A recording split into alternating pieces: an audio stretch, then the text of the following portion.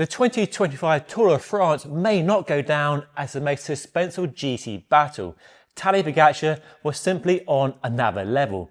But it will definitely be remembered for its racing, the most exciting race around Paris since the Olympics, and a year when aerodynamics matter more than weight when it comes to bike choice and setup. So these are my 6 takeaways from this year's race. Let me know yours by dropping a comment down below. So let's dive in. Tadej Pogačar is still untouchable. What a rider. Yes, the GC battle between him and Jonas Vingegaard wasn't the most exciting ever, with the race pretty much sewn up after the uphill time trial, and he was less attacking than in the past too. But this is a more measured, a more mature rider than we've seen in the past, when he would attack every opportunity he had to win a stage. And the way he took on the race in the final stage around Paris in the rain on a cobble climb was just astonishing. Everything we expect from Tadej. It's hard to see anybody beating him in the next 2 to 4 years, and barring injury, illness or retirement, it's hard to see Tadej not winning between 5 and 7 Tours de France. And he's quickly earning a place in history as the best cyclist we've ever seen. The Eddy Merckx comparison gets thrown around a lot, and given the decade between the two riders and how much racing has changed, it's hard to make a real comparison between them. But in the current generation, it's hard to see anybody beating Tadej. And there has been some criticism in the media of his racing being less flamboyant, less attacking than we've seen in the past, and that is certainly true. But at a young age of 26, he's just 26, remember, he's now riding in a mature way, now riding in a way that gets him the time gap and then just defending that time gap to Paris. And when you've got 4 minutes, do you need 5 or 6 or 7 minutes? No. The racing was a full gas. It was fast and rapid from the start in Lille, and the fastest ever Tour de France at 42.44 km per hour, breaking the previous record in 2022. The way the riders all took on the race, each stage race like a one-day classic or a criterium, was amazing. It made every day a thrilling spectacle, and more than made up for the lack of battle in the GC overall. Quite how the riders are able to recover from such explosive racing and then go on a break on the next day is just beyond me. It must be more than cherry juice. But the racing definitely took its toll on the whole peloton, because the riders looked exhausted and empty at the finish in Paris.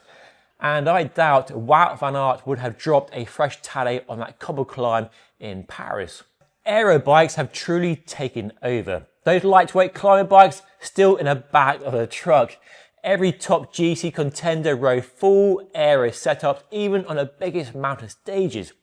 Aero bikes aren't quite at a UCI weight limit of 6.8 kilos yet, hovering around 7 kilos for the Carnago Y1 RS or the Cervelo S5 that Tadej Pogačar and Jonas Vingegaard respectively are riding, but definitely close enough to offset the small weight penalty to a lightweight climbing bike. And it's clear, given the high speed of racing, that the riders understand and appreciate the aero benefits more than saving a few hundred grams on a bike. I mean, they're climbing the mountains at speeds faster than many people manage on the flats. Just insane speeds, and that's why aerodynamic bikes and setups, the skin suits, the helmets, the socks and the shoes have really taken over and really replaced weight as a main focus in the way a bike is set up for the Tour de France. And the Carnago Y1 RS, which copped so much flack when it first launched back in December, was ridden by Tadej for the entire race. And sure, critics will say it's pressure from Carnago, the rider bike, but UAE doesn't strike me as a team that folds to sponsor pressure. And in general, the tech at the Tour de France was a fascinating sidebar for our tech geeks. The choice of aero versus lightweight bikes, the use of deep session wheels in the mountains, more one-by usage than ever before, and wide tyres becoming the norm, and still loads of space and room for tech developments and gaining an advantage through optimization of equipment. Where does it go from here? I have no idea, but I can't wait to see what happens next year. And you can see some of my coverage of the tech at this year's race by watching the video linked above. The GC race may have been predictable, but the racing was electric. While Tadej Pogačar asserted control early and never truly looked under threat from Jonas Vingegaard, the daily racing was anything but dull. A full gas attack from kilometre 0, Unpredictable breakaway wins, brutal crosswind battles, and tactical chaos made nearly every stage unmissable. This tour proved that even without a nail-biting GC fight, a Grand Tour can still be thrilling from start to finish. And that final stage around Paris, just wow, what a race that was. Truly nail-biting. I was on the edge of my sofa for the whole stage. So yes, the ASO got the route just about right, ensuring the racing was thrilling and exciting and dramatic from start to finish, and less of the boring processions we've had in the past. But it would be nice to see a course engineered in a way that kept the GC battle alive into the final week, and preferably the final stage around Paris. Oscar Onley is Britain's next big thing. The young Scottish rider delivered a breakout performance, riding with the GC contenders in the mountains and being able to hang with the Tadej and Jonas show even when they attacked each other for the stage glory. He was right there until the end, until the very last mountain climb when he popped. To finish fourth and be riding in such company in his first Tour de France is incredible and beyond even his wildest dreams. The challenge now though is whether the team can build a roster of riders around him to support a podium finish or better next year, and also how he handles the weight of expectation and pressure that will surely come. And seeing Oscar Onley battle with Florian Lipowitz for the third place podium position was exciting and tense. And the potential of these two young riders in future editions of the Tour is certainly very exciting indeed. Maybe even one of them could challenge Tadej in a future race. So the Tour de France was very exciting, but could it be improved? Well, the sprinters aren't happy, are they? While the race clearly delivers some exciting racing, it's not all good news. The course, and especially a new finish around Paris, does not favour sprinters at all. And the number of opportunities for sprinters and the fast men of the race is more limited than ever before. It's clear that ASO is leaning towards stages that are unpredictable and provide breakaways and unexpected GC battles over the typically long double processions that used to precede a sprint finish.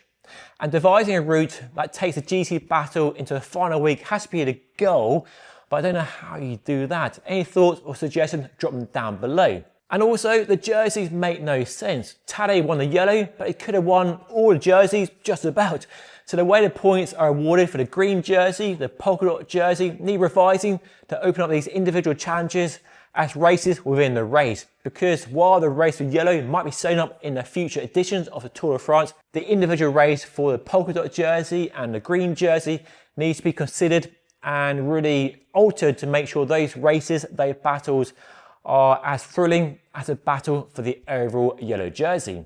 Overall then, the 2025 Tour de France was an exciting edition of the race. Perhaps not a classic, not the most exciting ever, but definitely a thrilling race. And while the GC battle may not have had the fireworks we were hoping for, Tadej Pogačar clearly operating on another level, and hopefully we might see some more riders like Oscar Onley and Florian Lipowitz and others potentially come up to this level to make the GC battle more exciting in the future, or whether the ASO can keep tweaking the course to keep the yellow jersey battle open into the third and final week of the race. But overall the race was exciting, it was dramatic, it was edge of the seat stuff, and even the transition stages, which are normally boring, were exciting as well, with breakaways and just dramatic racing all over the place, and super fast, full gas from start to finish. And the new finish around Paris, a copy of the Olympics last year, was a success. And it made the final day of the Tour de France perhaps one of the most exciting days of racing this year, not just in the Tour de France, but of the entire year so far. The weather helped, the rain made it tense and exciting, but that finishing circuit and that cobble climb and the slippery corners made the racing real edge of the seat stuff. And to see the yellow jersey, to see Tadej Pogačar in the race for the finish in Paris was just amazing, and really honouring the jersey and showing that he is a true racer. And Tadej Pogačar isn't just riding around France to win the race in the easiest possible way.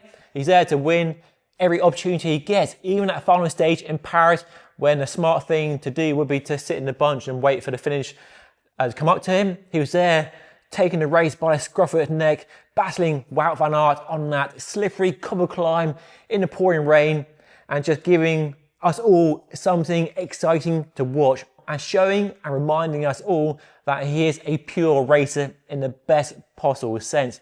What a rider, what a race. Let me know your takeaways and your highlights from this year's race by dropping a comment down below. And if you see some other tech coverage from this year's race, then watch the video right up here.